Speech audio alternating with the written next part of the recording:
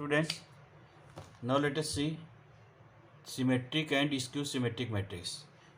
तो symmetric matrix क्या होता है? अ स्क्वायर मैट्रिक्स ए आई जे, कोई मैट्रिक्स ए है जो ए आई जे यानी ith row and jth column का is said to be symmetric if transpose of A equal to ए।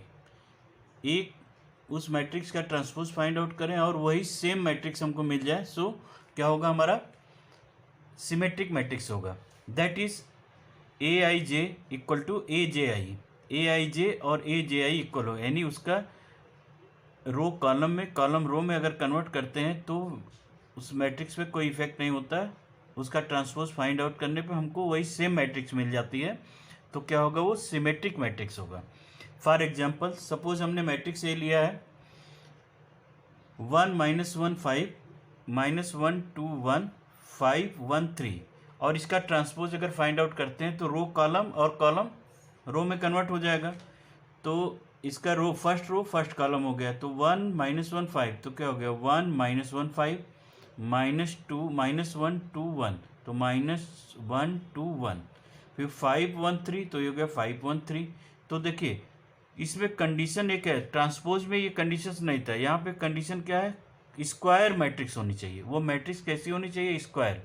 जबकि ट्रांसपोज में इस तरह की कोई कंडीशन नहीं थी, वो रेक्टेंगुलर मैट्रिक्स में भी अप्लाई हो रहा था। लेकिन अगर सिमेट्रिक या स्क्यू सिमेट्रिक की हम बात करेंगे तो क्या होगा? स्क्वायर मैट्रिक्स होनी चाहिए। तो ये 3x3 का हो गया, ये भी 3x3 मैट्रिक्स हो गया हमारा।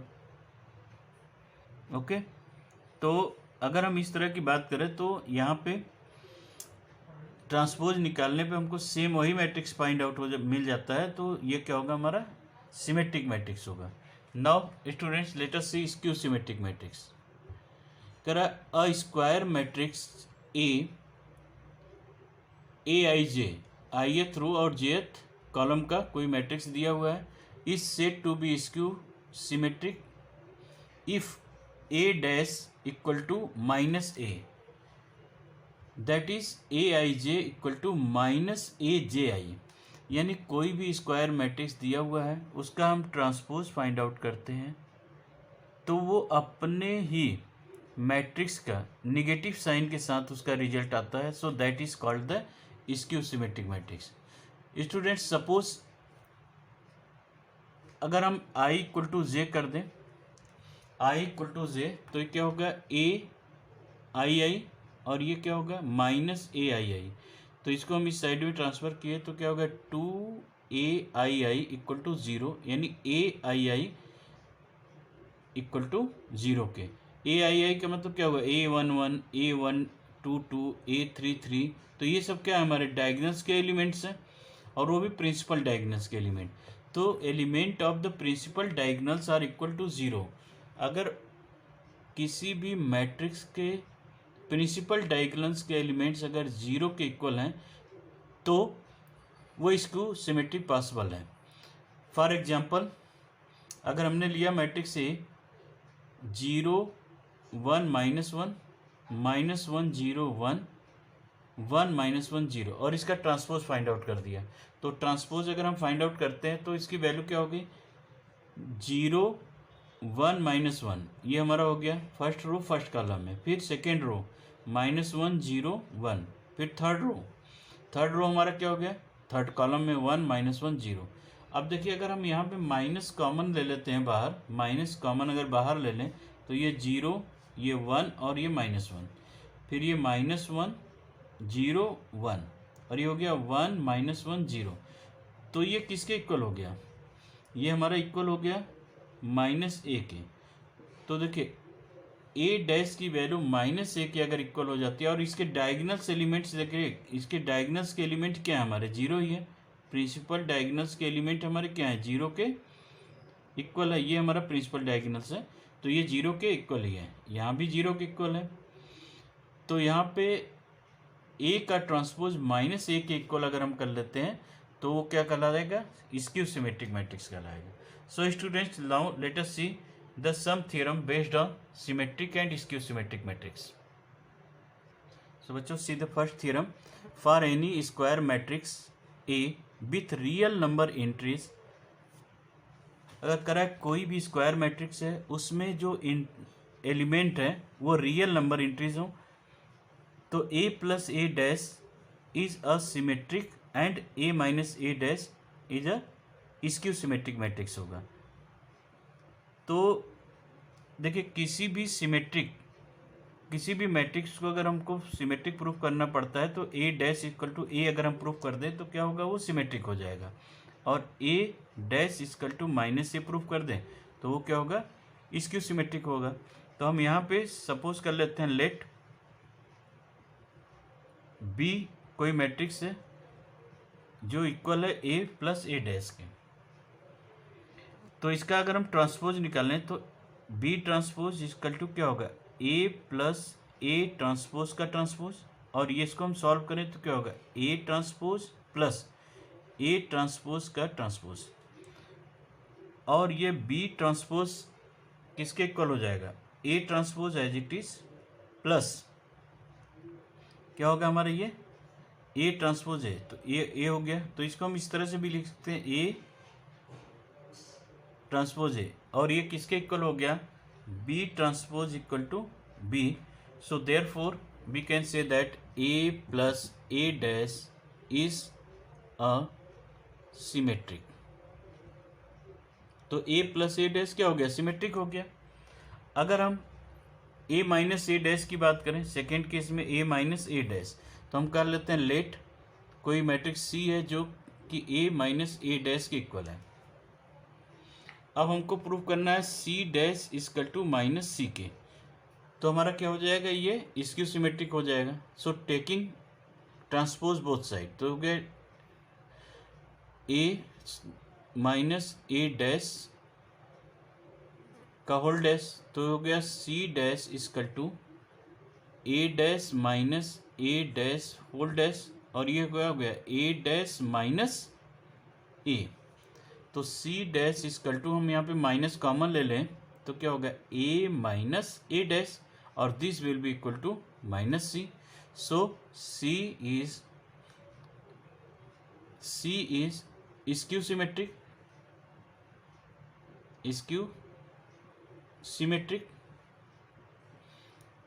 and hence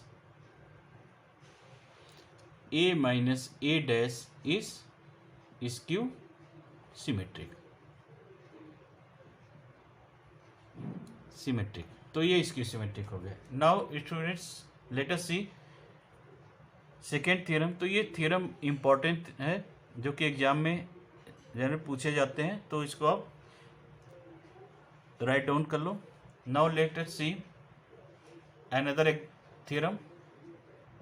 तो बच्चों सी द सेकेंड थ्योरम, करा for any square matrix A with real number entries can be expressed at the sum of symmetric and skew symmetric matrix.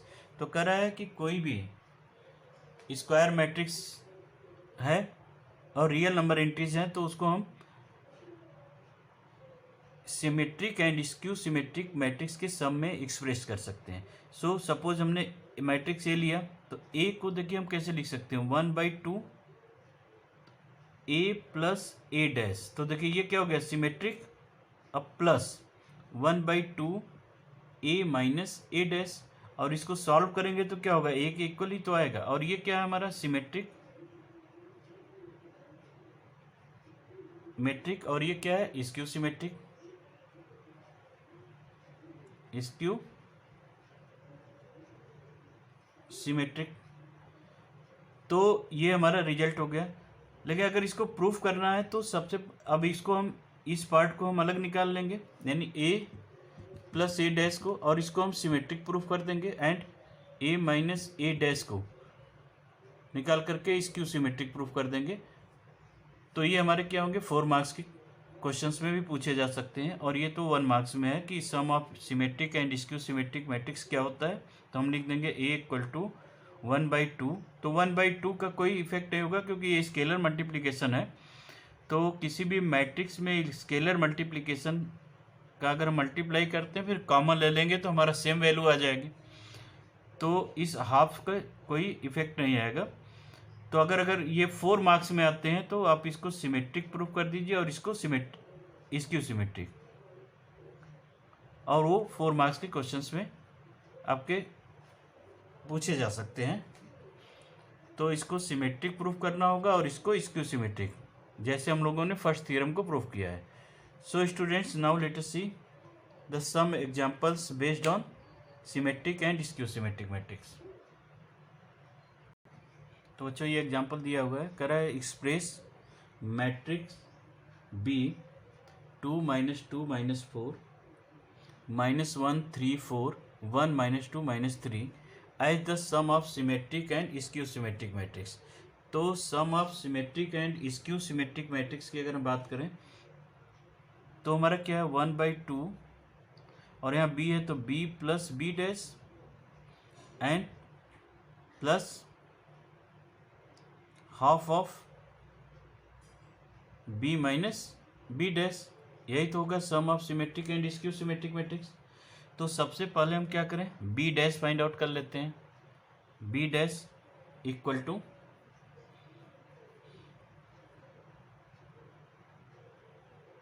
2 -2 -4 फिर -1 3 4 एंड 1 -2 -3, यानी फर्स्ट रो फर्स्ट कॉलम में convert हो गया, second row second column में and third row third column में। तो ये b dash हो गया। अब हम b half of b plus b dash की बात करते हैं। तो हमने मान लिया let p equal to half of b plus b dash. तो अगर हम इसको सॉल्व करें तो 1/2, इन दोनों को ऐड करते हैं तो 2 + 2 ये हो गया 4, -2 -1 तो क्या हो गया -3, फिर -4 + 1 तो ये हो गया -3। इसी तरह से इसको हम ऐड करते हैं तो ये हो जाएगा हमारा -3, फिर 3 + 3 6, 4 और 2 तो क्या हो जाएगा हमारा 2। नेक्स्ट -4 और +1, -4 + 1 तो ये हो जाएगा हमारा -3, फिर 2 और -6, -3 6 हो गया। अब हाफ का मल्टीप्लाई कर दें हम यहाँ पे तो ये हो जाएगा 2, तो p की वैल्यू हमारी क्या हो जाएगी, ये तो हो गया 2 -3/2 -3/2, यहाँ पे हो गया -3/2, 3 2 जा 6, यहाँ 2 हो गया, 2 से डिवाइड करेंगे तो क्या हो गया यहाँ पे 3, यहाँ पे हो गया 1। अब यहाँ पे करें तो ये हो जाएगा हमारा -3/2, ये हो गया 1 और ये हो गया -3। अब हम p डैश फाइंड आउट कर लेते हैं। p डैश, तो देखिए p डैश फाइंड आउट करेंगे तो ये p के इक्वल ही होगा। p डैश अगर हम फाइंड आउट करें तो इसकी वैल्यू क्या हो गई 2, और ये -3/2 और अगेन ये -3/2, तो ये हो गया फर्स्ट रो फर्स्ट कॉलम में कन्वर्ट हो गया। अब सेकेंड रो, तो सेकेंड रो हमारा ये है, तो इसका फर्स्ट एलिमेंट क्या है -3/2, सेकेंड एलिमेंट 3, थर्ड एलिमेंट 1। उसके बाद यहाँ पे चले तो -3/2 1 एंड -3, तो आप कंपेयर करिए, देखिए ये p और p डैश क्या है हमारे सेम ही है, तो ये p के इक्वल हो गया। अब हम q मान लेते हैं और वहाँ पे हो गया 1/2 b माइनस बी डैश, तो ये तो हमारा क्या स्क्यू सिमेट्रिक है।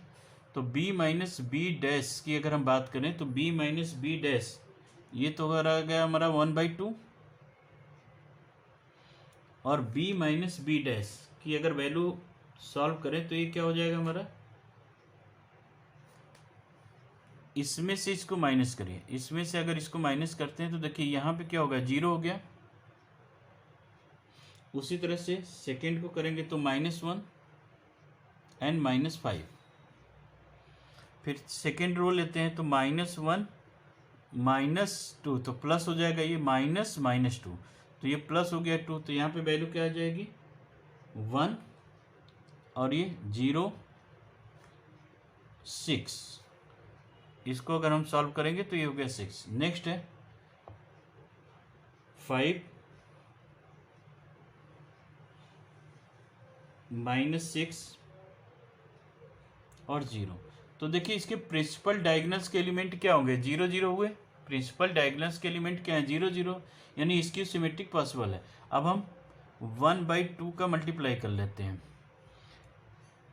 तो देखिए ये तो हो गया 0, ये -1/2 -5/2, ये क्या हो गया 1/2 0 और 1/2 6 करेंगे तो ये हो गया 3, ये हो गया 5/2 -3 और ये 0। अब हम क्यू डैश की बात करते हैं, क्यू डैश। तो क्यू डैश अगर निकालें तो इसका रो कॉलम में कन्वर्ट हो जाएगा और कॉलम रो में कन्वर्ट हो जाएगा। तो ये हो जाएगा 0 -1/2 और -5/2। सेकेंड रो ले लेते हैं इसका। सेकेंड रो देखिए 1/2 0 और 3 है, तो ये हो गया 1/2 0 और 3। अब थर्ड रो की बात करते हैं, तो 5/2 -3 0, तो ये हो गया 5/2 -3 0। अब देखिए यहाँ से अगर हम माइनस कॉमन ले लें तो हमारा ये क्यू मैट्रिक्स ही बन जाएगा। तो हम माइनस कॉमन ले लेते हैं, तो देखिए यहाँ पे क्यू डैश से माइनस कॉमन ले लिया अगर हम, तो ये क्या हो जाएगा हमारा 0 -1/2 और -5/2। और यहाँ पे क्या हो गया, ये प्लस हो जाएगा 1/2, ये 0 और ये 3 +3 हो गया।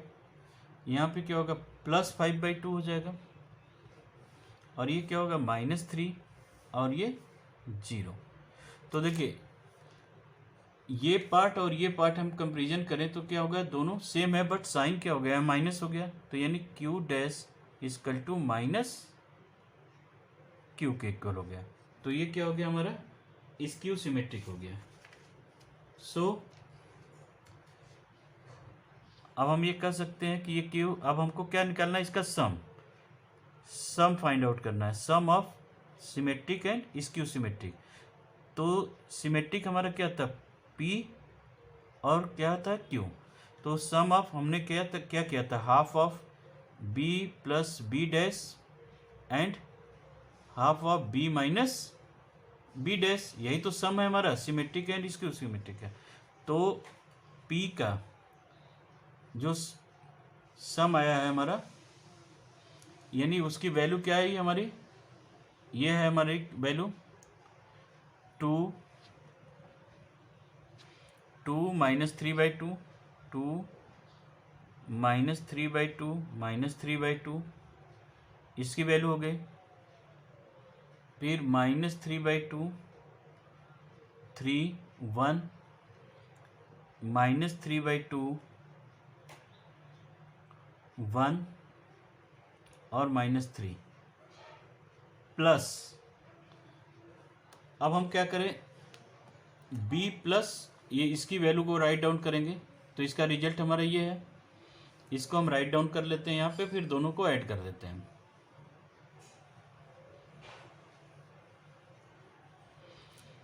तो देखिए P + Q, यानी ये क्या है, Q की वैल्यू क्या है, हाफ B - B डैश। तो हाफ B - B डैश की वैल्यू हमारी ये है, और ये है हमारा क्या, 0 -1/2 0 -1/2, थोड़ा सा गैप कर दिया जाए, -1/2 एंड -5/2। फिर सेकेंड रो हमारा क्या है, 1/2 0 3। थर्ड रो हमारा क्या है 5/2 -3 और 0। इसको रफ कर दिया जाए, थोड़ा स्पेस हो जाए। ओके, अब हम इन दोनों को ऐड करेंगे, तो इसका इसके साथ एलिमेंट ऐड होगा, तो क्या होगा 2 + 0 की वैल्यू क्या हो गई 2, -3/2 -1/2 -3/2 और -1/2 को अगर हम ऐड करेंगे तो आंसर क्या आएगा -2। फिर -3/2 -5/2 को अगर हम ऐड करते हैं तो क्या होगा 8 और माइनस में ना, तो 4 2 जाए यानी -4 हो जाएगा यहाँ पे। ये और ये ऐड होगा तो क्या हो गया -4। इसी तरह से हम नेक्स्ट पार्ट को ऐड कर लेते हैं।